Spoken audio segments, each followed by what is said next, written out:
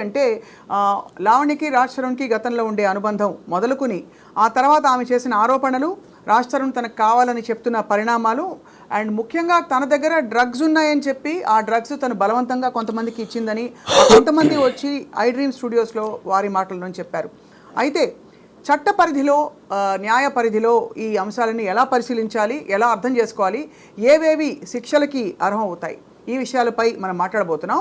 మనతో పాటు ప్రముఖ సుపరిచిత సీనియర్ అడ్వకేట్ నాగేశ్వరరావు పూజారి గారు ఉన్నారు. నాగేశ్వరరావు గారు నమస్కారం సార్. రాజ్ తరుణ్ ఇష్యూని మీరు ఫాలో అవుతున్నారా సార్? అవునండి. సో ఫస్ట్ ఆఫ్ ఆల్ అంశాల వారీగా చూస్తే వాళ్ళిద్దరూ పెళ్ళి అయిందని చెప్పి లావణ్య ఒక టైంలో చెప్పింది మధ్యలో. సో గౌరవ న్యాయస్థానం ఎటువంటి ఆధారాల కోసం వెతుకుతుంది పెళ్ళయిందని నిజమైతే? అండ్ ఒకవేళ పెళ్ళయిందని నిజమై రుజువు అయినా కూడా తర్వాత ఏం జరుగుతుందనే అంశంపై మీ అభిప్రాయం ఏంటి సార్? ఇప్పుడు జనరల్గా కనుక పెళ్ళయింది అనుకుంటే కనుక, పెళ్ళయింది అంటే దానికి సంబంధించిన ఏదో ఒక సాక్షిదారం అయితే కంపల్సరీ ఉంటుంది. రైట్.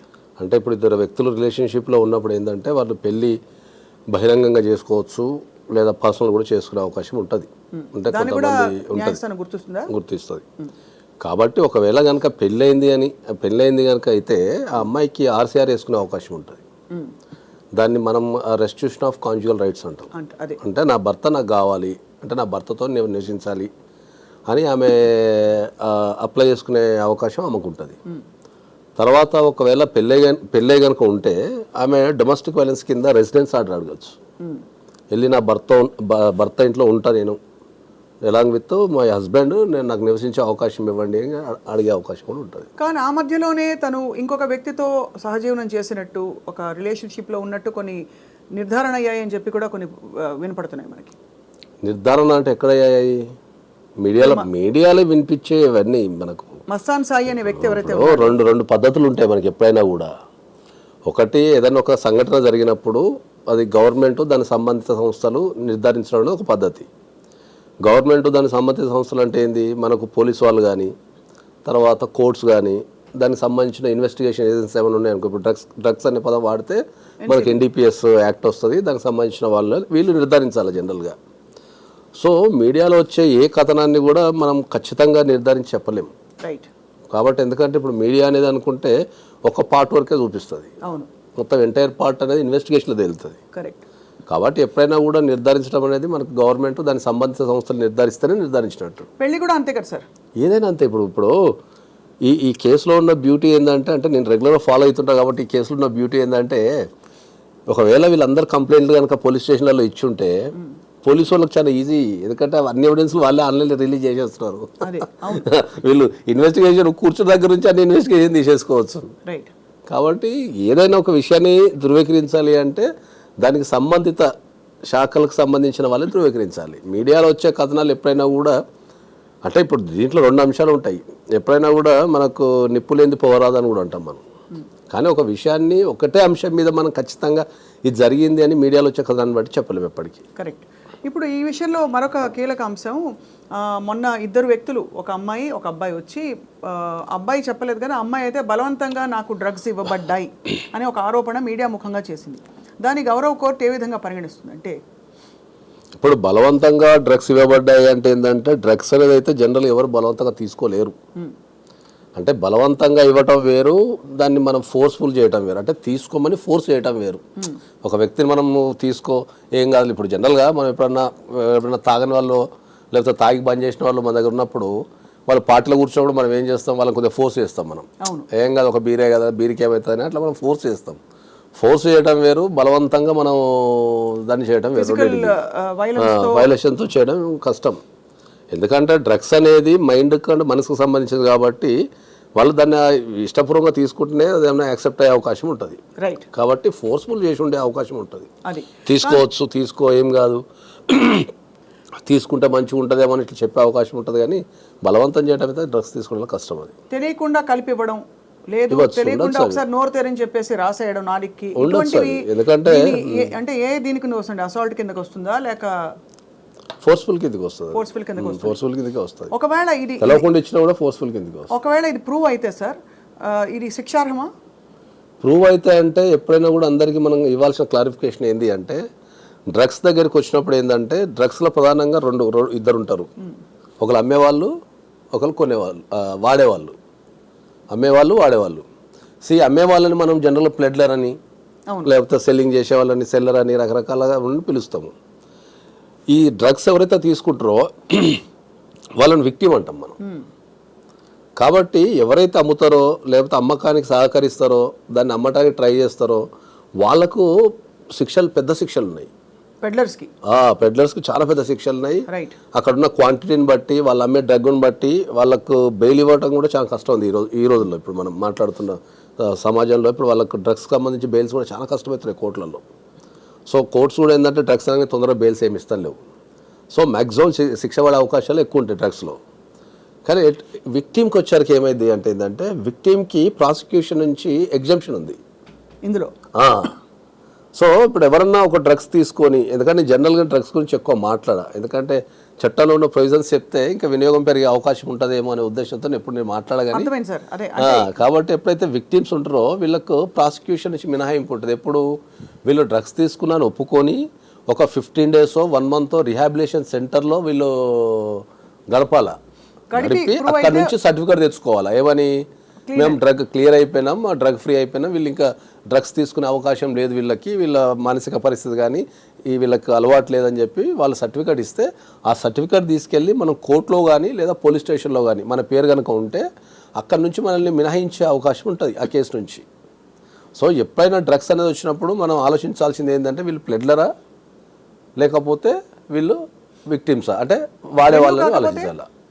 రెండిట్లో ఏదో ఒకటే ఉంటుంది. అలా కాదు, పెడ్లర్ కాదు, అమ్మలేదు, కానీ వాళ్ళ పొజిషన్లో ఉండే డ్రగ్స్ని మరొక 2-3 స్నేహితులకి కొంతమందికి బలవంతంగా కొంతమందికి చొరవతో ఇచ్చారు. వాళ్ళని ఏమంటారు? ఇప్పుడు ఎవరిది పొజిషన్లోనన్నా డ్రగ్స్ కనుక ఉంటే చట్టంలో ఏంది అంటే మనం ప్రతిదానికి ఒకటి కమర్షియల్ క్వాంటిటీ అని ఉంటుంది. అదే అంటే ఇప్పుడు గాంజా ఉందనుకో ఒక వ్యక్తి ఎంతవరకు క్యారీ చేయొచ్చు, ఇట్లా రకరకాల డ్రగ్స్ ఎంతవరకు క్యారీ చేయొచ్చు, అసలు క్యారీ చేయకూడదు అనేది చట్టంలో స్పష్టంగా నిర్వచించిన టేబుల్ ఉంది. అవును. సో ఆ క్యారీ చేసినంత వరకు అయితే వాళ్ళు విక్టిమ్ కిందనే వచ్చే అవకాశం ఉంటుంది. ఒకవేళ వాళ్ళు వాడితే అంతకంటే మించి ఉంటే వాళ్ళని కంపల్సరీ పెడ్లర్ కిందనే గుర్తిస్తారు. పెడ్లర్ కింద గుర్తిస్తారు. వాళ్ళు అమ్మినా అంటే పొజిషన్లో ఉంది, డబ్బులు తీసుకున్నా లేకపోయినా పొజిషన్లో ఉంది అంటే దాని అర్థం నీ పొజిషన్లో చట్టానికి మించిన పరిమితి నీ దగ్గర ఉంది అంటే నువ్వు ప్లెడ్లర్ అయితే నీ దగ్గర ఉంటుంది. ఇప్పుడు ఈ అంశం మాట్లాడుతూ మొన్న లావణ్య గారు కూడా ఏమన్నారంటే దట్ ప్రీతి ఎవరైతే ఆరోపణ చేస్తున్నారో ఇలాగ తనకి బలవంతంగా డ్రగ్స్ ఇచ్చారు, చాలా కాలం పాటు డ్రగ్స్ ఇచ్చారు, తను రిహాబిలిటేషన్ సెంటర్కి వెళ్ళి నయం అయ్యి అందులో డిఎడిక్ట్ అయ్యి బయటకు వచ్చి సర్టిఫికేట్తో పాటు షీఈస్ అవుట్ రైట్ నౌ. కానీ అలవాటు చేసిన ఆ వీడియోలు తన దగ్గర ఉన్నాయని చెప్పి ప్రీతి ఆరోపిస్తే ఆ అమ్మాయి గతం నాకు తెలుసు, ఆ అమ్మాయికి గతంలో చాలామంది బాయ్ ఫ్రెండ్స్ ఉన్నారు అని లావణ్య ఆరోపణ చేశారు. దీనికి దానికి ఏమన్నా పొంతన సంబంధం ఉంటుందా సార్? అంటే మనిషి నడవడిక తెలుసుకోవడంలో. అదే ఇప్పుడు మనం ఏం చెప్తామంటే ఏంటంటే జనరల్గా ఏమవుతుందంటే మనం ప్రపంచంలో ప్రతిదానికి ఒక చట్టం ఉంది, దానికి కొన్ని రూల్స్ పర్మిట్స్ ఉన్నాయి. ఇప్పుడు ఒక అమ్మాయి కనుక ఇప్పుడు నేను ఎవరికైనా బలవంతంగా పనిచేసిన అనుకో, ఆ పరిస్థితికి వాళ్ళు లొంగిపోయినా, సపోజ్ తప్పించుకోవడానికి వీలు లేదు లేకపోతే ఒక చేయాల్సి వచ్చింది లొంగిపోయినా, దాని తర్వాత వాళ్ళు కంపల్సరీ రిలీజ్ కావాల్సిందే. ఎందుకంటే అది నిజంగా బలవంతం చేసినా లేకపోతే స్వతంత్రంగా తీసుకున్నా అని. అట్లా బలవంతం చేసినప్పుడు వాళ్ళు ఎనీ ఫోరం ఇప్పుడు అంతా ఆన్లైన్ కంప్లైంట్సే కదా. ఇప్పుడు ఇంకా కొత్త చట్టంలో అయితే ఇంటికాడ కూర్చొని మనం ఆన్లైన్ కంప్లైంట్ చేయొచ్చు. అవును. ఒకవేళ అమ్మాయి దగ్గర డ్రగ్స్ పొజిషన్ ఉంది లేకపోతే అమ్మాయి అలవాటు చేస్తున్నప్పుడు you can go to the any forum, any police station, walk in to the police station, give a complaint. So అది ఇవ్వలేదు కనుక దాన్ని ఎలా అన్వయించుకుంటారు మరి? ఇక వన్ ఆఫ్ ద అంతే కదా. అంటే బట్ ఇక్కడ అంటే నీకు అవసరం వచ్చినప్పుడు ఏంటంటే ఇప్పుడు ఒక నేరం చట్టంలో చాలా స్పష్టంగా చెప్పబడుతుంది. ఒక నేరం చేసినోనికి ఎంత శిక్ష పడుతుందో ఆ నేరం జరుగుతుందనో జరిగిందనో చెప్పని వాళ్ళకు కూడా అంతే శిక్ష ఉంటుంది. అంటే నేరం జరగబోతుందని నీకు తెలిసి చెప్పకపోయినా అంతే శిక్ష. కానీ అది బెదిరింపుకి లోనయ్యి ఆ బెదిరింపు వల్ల నేను బయట చెప్పలేదు, మా వ్యక్తిగత జీవితాలని ఎక్కడ బయట పెడతారని ఆ బెదిరిస్తూ మా ఫోన్లు లాక్కుని ఇలా చేశారనే ఆరోపణని దాన్ని ఎంతవరకు తావిస్తుంది? ప్రాక్టికాలిటీ ఆలోచించండి. ఈ రోజులలో ఫోన్లు లాక్కోవడం అనేది, బెదిరించడం అనేది ఒక వ్యక్తిని మనం బంధించగలుగుతామా? ఇప్పుడు నా ఫోన్ ఉంది అనుకుందాం, ఇప్పుడు నన్ను బెదిరించారు, మీరు బెదిరిస్తే నేను ఇక్కడ నుంచి ఒక 100కి కాల్ చేయలేనా, లేకపోతే ఒక వాట్సాప్కి నేను ఒక మెసేజ్ పెట్టలేనా? ఇప్పుడున్న డిపార్ట్మెంట్లు మ్యాక్సిమం డిపార్ట్మెంట్లు ఇంక్లూడింగ్ ఏసీబీ అనుకోండి, నార్కోటిక్స్ అనుకోండి, తర్వాత పోలీస్ వ్యవస్థ కానీ ప్రతి పోలీస్ స్టేషన్కి వాట్సాప్ ఉంది, షీ టీమ్స్కి వాట్సాప్ ఉంది. ఒకవేళ ఇవ్వాలనుకుంటే కంప్లైంట్ ఎక్కడి నుంచి అని ఇవ్వచ్చు నువ్వు. సో అయితే మరి ఇందులో డ్రగ్స్ పొజిషన్లో ఉన్న వాళ్ళు శిక్షార్హులు. డెఫినెట్లీ పోలీసు వాళ్ళు కనుక ఫైండ్ అవుట్ చేస్తే డెఫినెట్లీ పోలీసు వాళ్ళు ఫైండ్ అవుట్ చేస్తే. గతంలో ఒక మోతాదు దొరికింది కాబట్టే ఆ ఫలానా సదరు వ్యక్తి లావణ్య అనే అమ్మాయి కొంత రిమాండ్లో ఉన్నారు కొంతకాలం పాటు, 45 days. ఒకవేళ ప్లెడ్లర్ కింద దొరుకుంటూ ఉండొచ్చు అంతే. అంటే ఆ కేసుకు సంబంధించి అయితే నాకు ఐడియా లేదు. దాని వరకు అయితే జైలుకి వెళ్ళిందని అవగాహన అయితే ఉంది నాకు. అంతేగాని ఎన్ని రోజులు వెళ్ళింది అక్కడ ఆ కేసు, ఏం డ్రగ్స్ పట్టుబడ్డాయి, లేకపోతే ఎందుకు 45 days ఉండాల్సిందో అయితే నాకు ఐడియా లేదు. కాకపోతే అక్కడ ఒకవేళ ప్లెడ్డర్ కానీ వాళ్ళకి సహాయకులు కానీ ఉంటే కొద్దిగా ఎక్కువ రోజులు పెట్టే అవకాశం ఉంటుంది. గౌరవ న్యాయస్థానాలు ఎప్పుడూ కూడా సమాజ పరిరక్షణ అలాగే దేశ భద్రత గురించి ప్రాథమికంగా ఒక మౌలికంగా ఆలోచిస్తుంది కాబట్టి ఈ మొత్తం వ్యవహారం నాగేశ్వరరావు గారు మీరు చూస్తూ వచ్చారు. ఎక్కడెక్కడ పొరపాట్లు జరిగాయంటారు? అంటే తెలుసో తెలియక కొంత అందరూ ఇన్వాల్వ్ అయిపోయి ఒక పాయింట్ అయ్యాక వాళ్ళు తప్పుకుని ఇది ఇలా అవుతుందంటారా, లేక బలవంతంగా నిజంగానే అందరినీ ఇన్వాల్వ్ చేయబడి ఈ విధమైన, అంటే ఎందుకంటే చిక్కుముళ్ళు చాలా ఉన్నాయి. ఫలానా వ్యక్తికి ఏదో రిలేషన్షిప్ ఉందని, ఆ రిలేషన్షిప్ ఉండబట్టి ఎక్కడో రేప్ కేసు అటెంప్ట్ కూడా ఉందని చెప్పి ఆ కేసు పెట్టడం లావణ్య, మస్తాన్ సాయి అనే వ్యక్తి, ఇవన్నీ ఇన్వాల్వ్ అయిపోయాయి చిక్కుముళ్ళు. ఇందులో ఈ కేసు ఆత్మ ఏమిటి మీ దృష్టిలో sir? What is the most important thing ఇందులో? ఇప్పుడు దీంట్లో మీరు అడిగింది ఏంటి అంటే, ఇప్పుడు ఒక్కొక్క ఈ సమస్యని మనం చాలా కోణాల నుంచి చూడాల్సి వస్తుంది. అవును, ఒక అడ్వకేట్ కింద చూస్తే ఒక రకంగా అనిపిస్తుంది, కరెక్ట్. సామాజిక పరంగా చూస్తే ఇంకో రకంగా అనిపిస్తుంది, చట్టపరంగా చూస్తే ఇంకో రకంగా ఉన్నది, అవును, మీడియా పరంగా చూస్తే ఇంకో రకంగా ఉన్నది. అవును. దీన్ని ఏ కోణాల నుంచి మనం విశ్లేషించాలి దీన్ని ప్రధానంగా? ఇప్పుడు ఒక అడ్వకేట్ పరంగా నేను చూసినా అనుకుందాం, టెక్నికల్గానే చూస్తారు, లీగల్గా ఏంటి అడ్వకేట్ పరంగా కనుక చూస్తే ఏంటంటే, ఇప్పుడు ఇదైతే జరుగుతున్న ఏదైతే ఇష్యూ ఉందో అది మ్యాక్సిమం మార్కెట్లో అందరి జీవితాలలో ఉంది. ఒక యూత్లో ఉన్న ఒక 20-30% కేసెస్ మా దగ్గర నా టేబుల్ పైన రోజు 2-3 ఉంటాయి. ఏం కేసులు? ఈ పెళ్లి చేసుకుంటా అని చెప్పి, పెళ్లి చేసుకోకపోవడం, మోసం చేసిండని చెప్పేసి ఈ కేసులు పెట్టడం, వీళ్ళు వాళ్ళ మీద పెట్టడం, వాళ్ళు వీళ్ళ మీద పెట్టడం, దొంగతనాల కేసులు పెట్టడం, ఇరికించడం లాంటి కేసులు, ఈ రిలేషన్షిప్స్కి సంబంధించిన కేసులు చాలా ఉన్నాయి. ఈ కేసు ఎందుకు పాపులర్ అయింది అంటే ఏంటంటే, వాళ్ళు కొద్దిగా రాస్తారు నిజ సెలబ్రిటీ కాబట్టి జనాలు కొద్దిగా ఆసక్తి ఉంటుంది కాబట్టి మనం ఈ కేసు పాపులర్ అయింది. అవును, ఇట్లాంటి కేసులు రాష్ట్ర వ్యాప్తంగా ప్రతి పోలీస్ స్టేషన్లో ఉన్నాయి. ఇంతకంటే ఘోరమైనవి వీడియోలు దొరికినవి ఉన్నాయి, ఇంకా అన్నీ ఉన్నాయి. కాకపోతే ప్రధానంగా ఏంటంటే ఈ కేసు అనేది కొద్దిగా పాపులర్ కేసు కాబట్టి ఇంకా అది పాపులర్ అయిపోయింది. అవును, అది సమాజ పరంగా చూస్తే దీనికి ఇప్పుడు అడ్వకేట్ పరంగా నేను చెప్పాల్సుకున్నది. సమాజ పరంగా చూస్తే ఏమవుతున్నది అంటే, సమాజ పరంగా చూసినప్పుడు ఏంటంటే, ఇద్దరు పెళ్లి కాని వ్యక్తులు 2 కుటుంబాలకు తెలిసి, ఇద్దరు పెళ్లి కాని వ్యక్తులు 2 కుటుంబాలకు తెలిసి ఒక ఇంటి కింద నివసించడం అనేది ఎంతవరకు భావ్యం అనేది ఒక క్వశ్చన్. ఎందుకంటే ఇప్పుడు బీయింగ్ ఏ నేను కూడా ఒక ప్రేక్షకుడే కదా. అవును. సో ఇప్పుడు పెళ్ళైందా పెళ్లి కాలేదు ఒక కాన్ఫ్లిక్ట్ నాకు. అవును, కరెక్టే కదా. ఓకే, ఇప్పుడు పెళ్లి కాలేదు అనుకో, మరి ఈ 2 కుటుంబాలు ఎట్లా యాక్సెప్ట్ చేసినాయి అనేది ఒక పాయింట్ నాకు. సమాజ పరంగా నేను అడ్వకేట్ని కాదు, ఒక సమాజ పరంగా నేను ఒక వ్యక్తిని అనుకుంటే నాకు ఒక కాన్ఫ్లిక్ట్ ఏముంటుంది? అరే వీళ్ళ కుటుంబం తెలుసు అంటున్నారు, వాళ్ళ కుటుంబం తెలుసు అంటున్నారు, మరి వీళ్ళిద్దరు ఒక 11 years రిలేషన్షిప్లో ఉన్నప్పుడు ఈ 2 కుటుంబాలు ఏం చేసినాయి అంటే, సమాజంలో ఇప్పుడు ఈ ఇష్యూ ద్వారా ఏంటి అంటే, మీరు సమాజంలో ఒక 2 వ్యక్తులు పెళ్లి కాకుండా నివసించవచ్చు అనేది మీరు మెసేజ్ పంపిస్తున్నారా? అది వ్యాలిడా ఇన్వాలిడా అనేది చట్టపరిధిలో ఏముంది అంటే ఈ విషయంపై? చట్టపరిధిలో మనకు భారతదేశానికి ఉన్న బ్యూటీ ఏంటంటే, చట్టం కంటే ఎక్కువ మన మోరల్కి వాల్యూ ఇస్తాం. మోరల్ వాల్యూస్కి ఎక్కువ వాల్యూస్ మన దగ్గర భారతదేశానికి, ప్రపంచంలో ఉన్న అన్ని దేశాలకు భారతదేశానికి ఉన్న తేడా ఏంటంటే, ప్రపంచంలో అందరూ చట్టానికి వాల్యూ ఇస్తారు, మనం చట్టం కంటే ఎక్కువ మోరల్కి వాల్యూ ఇస్తాం. మోరల్కి, సమాజము, పరిధులు వాటి కొన్ని ఉంటాయి. ఇప్పుడు చట్టపరంగా ఇప్పుడు మనం చట్టమే తీసుకుందాం అనుకుందాం, ఒక పెళ్లి కాని వ్యక్తి, ఇద్దరు పెళ్లి కాని ఒక అబ్బాయి ఒక అమ్మాయిని ఒక ఇంటికి రెంట్ ఇవ్వగలుగుతారా? ఎవరన్నా ఒక ఇంట్లో రెంట్ ఇవ్వగలుగుతారా? అంటే చాలా ఈ మధ్య ఇవ్వట్లేదు. అసలు ఒకళ్ళ వ్యక్తి వచ్చి వస్తూ పోతూ ఉండే ప్లేసెస్ మీరు చేసుకుంటున్నారు అంటే నిజమే. అంటే నిజంగా చూస్తే కలిసి ఎవరు తీసుకోవట్లేదు రెంట్కి. కలిసి తీసుకోవడం లేదు, మనం చట్టము మొరల్ మాట్లాడుతున్నాం. చట్టము మొరల్ మాట్లాడేటప్పుడు ఇద్దరు పెళ్లి కాని వ్యక్తులు పోయి రెంట్కు తీసుకునే అవకాశం ఉందా? లేదు. ఇస్తున్నారా? మరి చట్ట ప్రకారం ఇవ్వాలి కదా, ఇవ్వాలి. ఇప్పుడు చాలా హోటల్స్లో కపుల్స్కి మాత్రమే రూమ్స్ ఇస్తారు. అన్మ్యారీడ్ వాళ్ళకి ఇప్పటికి కూడా ఇండియాలో కూడా చాలా చోట్ల బోర్డు పెట్టి ఉంటుంది, unmarried couples are not allowed అని చెప్పేసి. మరి అకార్డింగ్ టు ద లా అయితే మరి వెళ్ళాలి కదా మరి. కాబట్టి ఏంటంటే మనకు మోరల్కి వాల్యూ ఇస్తాం కాబట్టి చట్టంలో మేజర్ అయిన 2 వ్యక్తులు కలిసి ఉండే అవకాశం ఉంది. ఎందుకంటే లివ్ ఇన్ రిలేషన్షిప్ అనేది కోర్టులు కూడా గుర్తించినాయి. గుర్తించిందా సార్? గుర్తించినాయి. లివ్ ఇన్ రిలేషన్షిప్స్ కోర్టులు గుర్తించినాయి. మన సాంప్రదాయం కాకున్నా కూడా ఇద్దరు వ్యక్తులు, మేజర్ అయిన ఇద్దరు వ్యక్తులు కలిసి ఉండే అవకాశం ఉంది అని చెప్పి గుర్తించినాయి. సో లివ్ ఇన్ రిలేషన్షిప్ కోర్టులు గుర్తించిన సామాజిక పరంగా మోరల్గా అది తప్పేనంటాం మనం. రైట్. ఎవరు కూడా ఒప్పుకోరు కదా. ఒక అమ్మాయి కానీ ఒక అబ్బాయి కానీ ఇప్పుడు నేనే ఉన్నా, నా కొడుకు పోయి ఇంకో అమ్మాయిని పెళ్లి కాకుండా నేను కాపురం చేస్తా అంటే ఎవరు ఒప్పుకోరు కదా. ఎవరు మోరల్గా ఒప్పుకోరు. ఒప్పుకోరు. చట్టపరంగా మనం ఏం చేయలేం దాంట్లో. కాబట్టి మనం మోరల్గా వాల్యూ ఇస్తాం. కాబట్టి సామాజిక పరంగా ఏంది దాని ఇష్యూ అనేది ఒకటి చూడాలి మనం. ఎన్నేళ్ల సహజీవనం ఉంటే ఇది దాదాపు పెళ్లి దాకా వెళ్ళిన విషయం కాబట్టి వీళ్ళకి ఈ హక్కులు వస్తాయి, వాళ్ళకి ఆ హక్కులు వస్తాయి అని మనకు అర్థమవుతుంది సార్. జనరల్గా సహజీవనంలో 2 సంవత్సరాలు కంటిన్యూస్ లివింగ్ ఉంటే వాళ్ళిద్దరిని భార్యాభర్తల కింద పరిగణించే అవకాశం కోర్టుకుంటుంది. సో అక్కడ పెళ్ళైందా లేదా అనే ఫోటో ముఖ్యం కాదండి. అవసరం లేదు. ఒక ఇద్దరు వ్యక్తులు కంటిన్యూస్గా ఒక ఇంటి కింద 2 years ఉన్నాము, మేము భార్యాభర్తల కింద మేము పరిగణించబడినాము అనుకుంటే వాళ్ళని భార్యాభర్తల కింద మేము కలిసి జీవించినామని చెప్పి పెళ్లి చేసుకోకుండా కనుక ఉంటే వాళ్ళిద్దరిని అక్కడున్న సాక్ష్యాలను బట్టి వాళ్ళిద్దరిని భార్యాభర్తల కింద పరిగణించే అవకాశం కోర్టుకుంటుంది. రైట్. ఎప్పుడైతే భార్యాభర్తల కింద పరిగణిస్తారో అప్పుడు అన్ని రైట్స్ వచ్చేస్తాయి. ఓకే. ఇక్కడ ఇంకో క్వశ్చన్, అదే టైంలో భార్య ఇంకొక వ్యక్తితో కానీ భర్త ఇంకొక వ్యక్తితో కానీ ఎక్స్ట్రా మ్యారిటల్ అఫేర్ పెట్టుకుంటే, అంటే నేను అనేది live in relationship come marriage అని ఏదైతే అనుకుంటున్నామో దాని ఆ పరిధిలో జరిగితే అది చట్ట కోణంలో నేరమా, శిక్ష పడే నేరమా?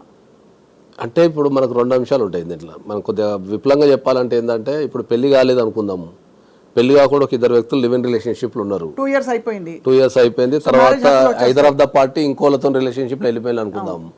వాళ్ళు క్రిమినల్ పరంగా ఏ రకమైన చర్యలు, క్రిమినల్ పరంగా కానీ సివిల్ పరంగా కానీ ఏ రకమైన చర్యలు తీసుకోనికి లేదు. అదే ఇద్దరు వ్యక్తులకు చట్టపరంగా పెళ్ళైంది, దాంట్లో ఎవరో ఒక పార్టీ అడల్టరీ మనం మెయింటైన్ చేస్తున్నారు అనుకున్నప్పుడు వాళ్ళు క్రిమినల్ కేసు లేదు ఇండియాలో, సివిల్ కేసెస్ ఉన్నాయి. సివిల్లో డైవర్స్ అడగటం కానీ కాంపెన్సేషన్ అడగటం కానీ సివిల్ రైట్స్ ఉన్నాయి. సివిల్ రైట్స్ ఉంటాయి. ఓకే. క్రిమినల్ రైట్స్ ఇండియాలో క్రిమినల్ రైట్స్ అయితే కాదు, క్రైమ్ పోలీస్ స్టేషన్కి వెళ్ళి కంప్లైంట్ ఇచ్చుకునే అవకాశం. సో ఇక్కడ అర్జెంట్గా ఒకటి ఫోటోలు ఏం పెట్టి ప్రూవ్ చేయక్కర్లే పెళ్లి చేసుకున్నామని, ఎందుకంటే live in it self is equal to 2 years of living is equal to marriage. But at the same time, if either of the parties decided to move away and say I want another person on my life అని వాళ్ళు move away చేస్తే చట్ట పరిధిలో అది criminal crime కాదు, civil rights ఉన్నాయి వాళ్ళకి. పెళ్లి అయితే సివిల్ రైట్స్ ఉన్నాయి. సో ఆ టైంలో వచ్చి నాకు ఫలానా మనిషి కావాలి అని పట్టుబడితే కోర్టు ఎలా అనుకుంటుంది, నాకు అతనే కావాలంటే? ఇప్పుడు లావణ్య నాకు రాజ్ తరుణ్ కావాలని పట్టుబడుతుంది. అవును, ఇప్పుడు లావణ్యకు రాజ్ తరుణ్ కావాలని పట్టుబడ్డప్పుడు ఏంటంటే దీంట్లో మళ్ళీ 2 అంశాలకు వస్తాం మనం. మ్యారేజ్ అయిందా, మ్యారేజ్ కాలేదా? కాలేదు. మ్యారేజ్ కాలేదు అనుకుందాం. 2 years అమ్మ కంటిన్యూస్ లివింగ్ చూపించేసి కోర్టులో కేసు వేసుకోవచ్చు. ఏమని ఆర్సీఆర్ వేసుకోవచ్చు, నేను కలిసి ఉంటా అని చెప్పి వేసుకోవచ్చు. అదే నడుస్తుంది కదా డొమెస్టిక్. అంటే ఇప్పుడు మనం కేసులో ఏం కాబట్టి ఏం నడుస్తుందో మనకే తెలుస్తుంది. ఇప్పుడు మీరైనా నేనైనా కూడా మన మీడియాలో వచ్చే కథనాలను బట్టి మనం మాట్లాడుతున్నాం. అంతే.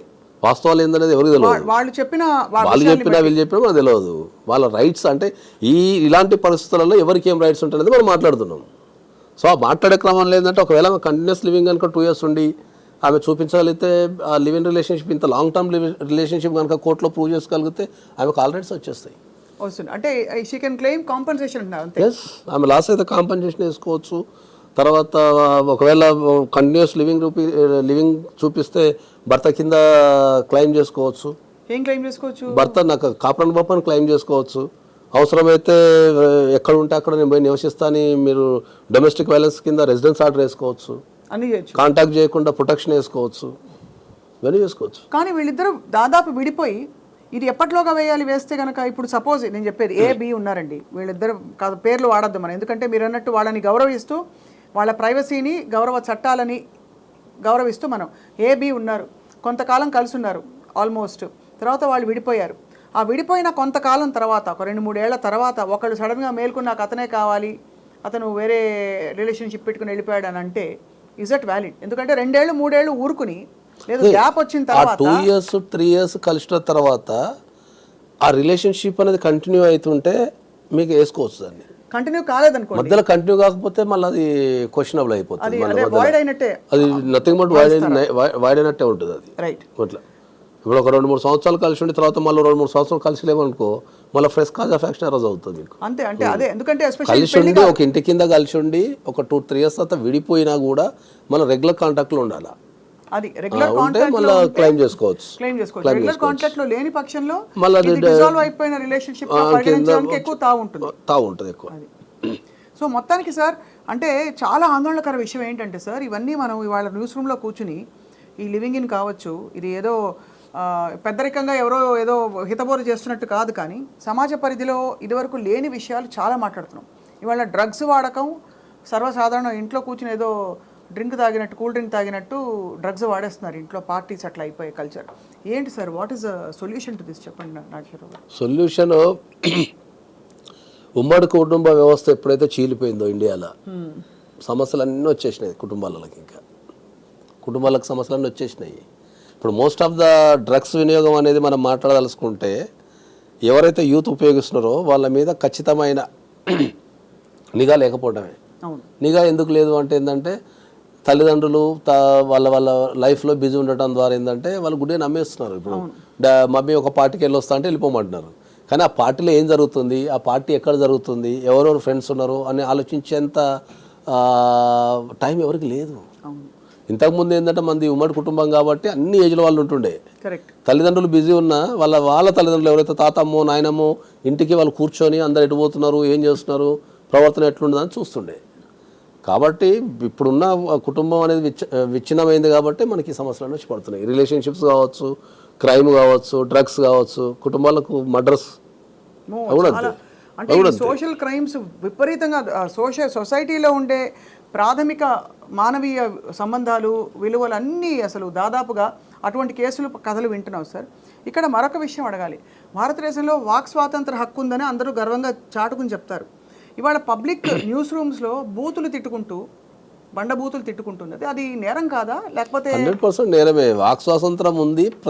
ప్రతి దానికి మనకు రాజ్యాంగంలో ప్రతి హక్కు ఇచ్చారు. మళ్ళీ దానికి కొద్దిగా లిమిటేషన్ ఉంటుంది. వాక్ స్వాతంత్రం ఉంది కానీ ఎట్లా పడితే తిట్టడానికి లేదు కదా. నువ్వు రాజ్యాంగానికి లోబడే తిట్టు, విమర్శించొద్దని ఎవరు చెప్పరు. ఏ వ్యక్తిని ఎవరైనా విమర్శించే హక్కు ఉంది.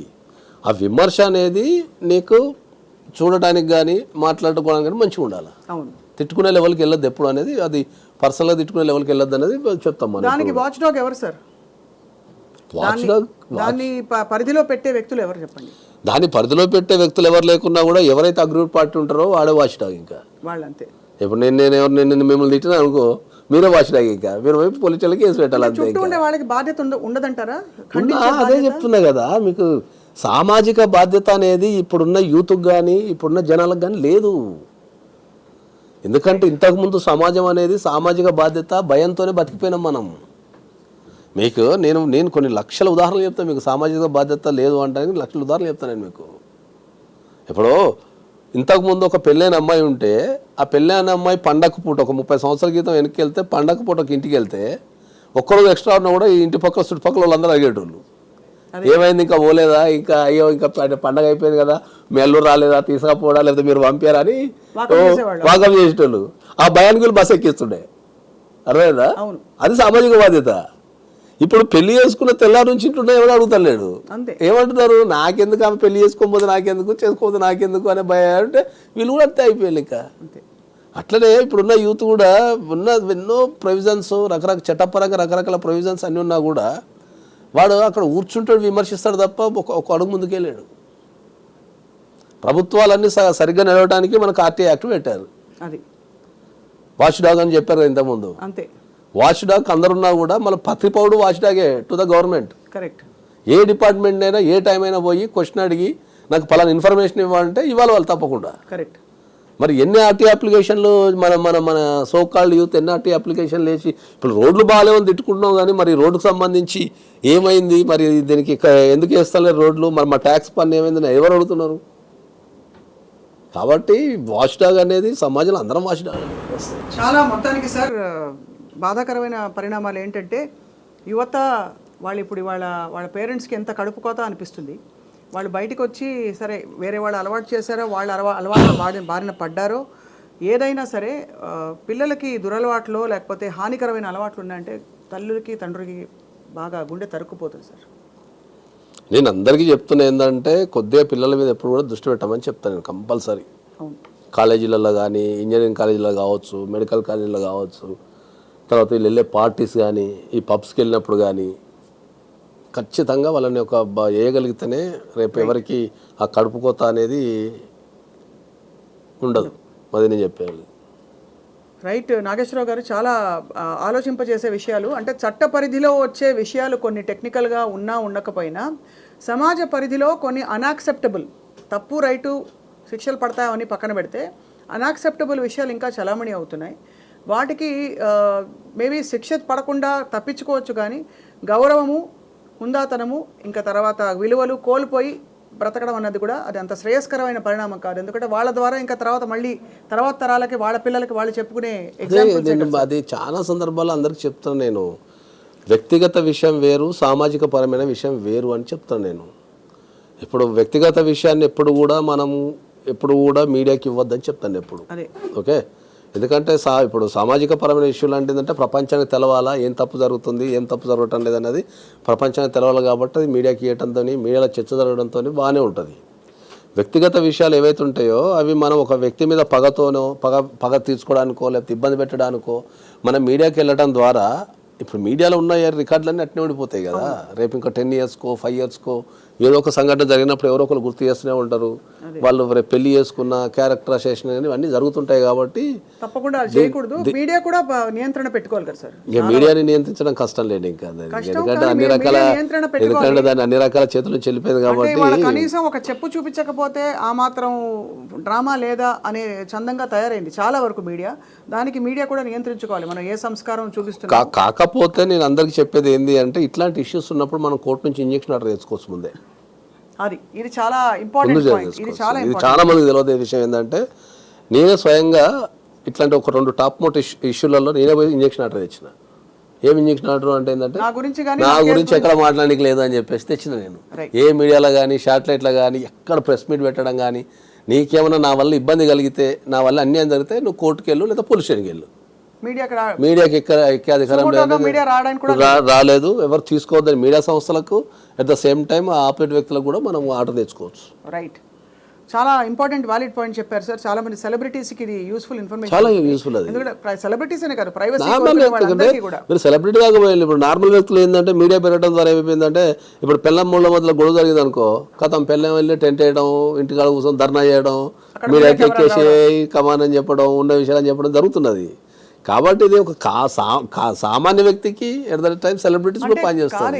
కోర్టులలో జరిగే డిలేస్ వల్ల సత్వర న్యాయం కావాలి, అటెన్షన్ రావాలి ఈ కేసు, కానీ చాలా మంది స్వచ్ఛందంగా వెళ్ళి అందుకే వాళ్ళు అలా చేసుకుంటున్నారు. కోర్టులలో డిలే ఉన్నమాట వాస్తవం, కానీ ఇప్పుడు అంతా డిలే లేదు, ఒకప్పుడున్నంత డిలే లేదు. అక్కడ కూడా టెక్నాలజీ పెరిగింది, అక్కడ కూడా స్పీడప్ చేస్తున్నారు, అక్కడ కూడా టార్గెట్స్ అవి ఇవి అన్నీ ఉన్నాయి. సో జనాలు అనుకున్నంత పెద్ద డిలే ఏం లేదు కోర్టులలో. కాకపోతే ఇంత టైం కూడా ఆగే ఓపిక ఎవరికి లేదు. రైట్, నాగేశ్వరరావు పూజారి గారు, ధన్యవాదాలు సార్. మీరు expert on so many issues, especially marriage and డివోర్స్కి సంబంధించిన ఇష్యూస్లో ఇవాళ